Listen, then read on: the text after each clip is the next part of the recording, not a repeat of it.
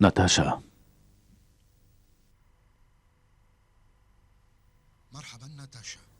It means hello and can be used when entering a building or saying hi to someone's. مرحبا. اعتقدت أنك ستأتين إلي. سآتي. الوقت يتسع، كيف حالك؟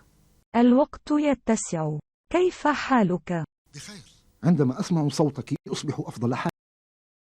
بخير. عندما أسمع صوتك أصبح أفضل حالا.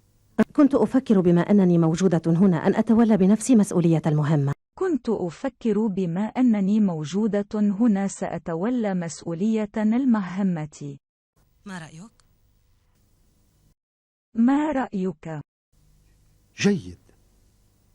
فكرة جيدة. جيد. فكرة جيدة.